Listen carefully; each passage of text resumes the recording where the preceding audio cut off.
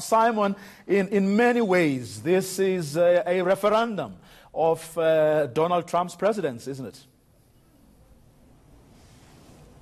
It absolutely is. These are the first real votes on a mass nationwide scale that are going to be cast since Donald Trump became president of the United States around 19 or 20 months ago. And so for the White House, there are nervous hours ahead as President Trump waits to see whether he is indeed going to deliver the Republican wave of support that he's been campaigning for and that he's been promising for the past several weeks. He is going to be working feverishly all the way up until the very last minute of campaigning at the end of this particular day here in the United States. And then, of course, it's election day tomorrow, although bear in mind that more than 30 million American voters have already cast their ballots because early voting is permitted in a large number of these Senate and House of Representative races. If these are nervous hours for the Republicans, Vuyo, they are agonizing hours for the Democrats. The Democrats want to see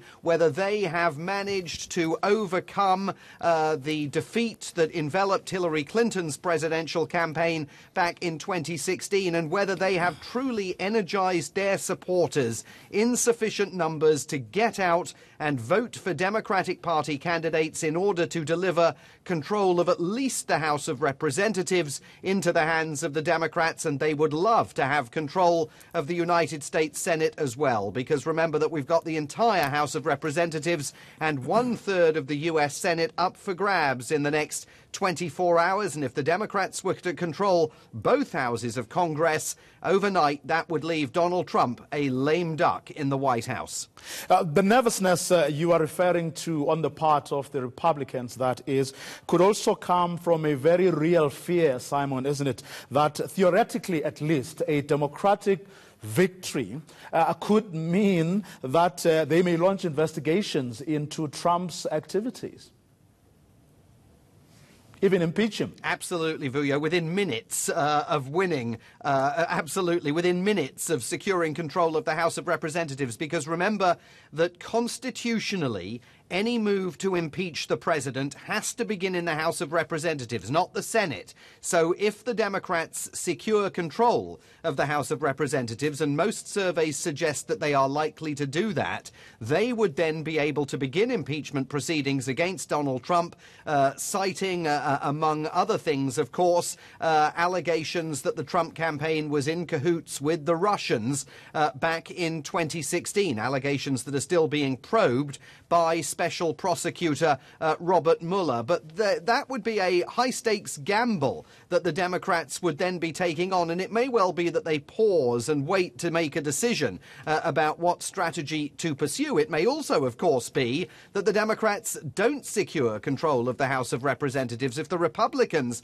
remain in control of both houses of Congress, that will be a massive victory for President Donald Trump, a man who has engaged in misinformation, the Democrats say outright lies, on the campaign trail over the last few weeks, targeting, of course, that Latin American caravan that is oh so slowly making its way to the United States, even though President Trump insists Latin American immigrants are about to invade the country, and he has deployed military forces along the US border with Mexico. Those kind of shenanigans, the White House hopes, will energize Donald Trump's core supporters around the country and make them as determined to try and stop the Democrats from winning control of Capitol Hill as Democratic supporters are determined to try and bring that about.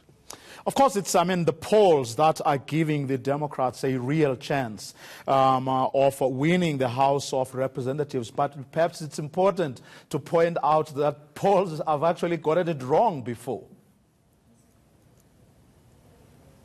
Vuyo, you and I are both old enough to remember 2016, and as a result, any predictions today will prove to be as worthless as predictions were back in 2016, and there's a very real reason for that.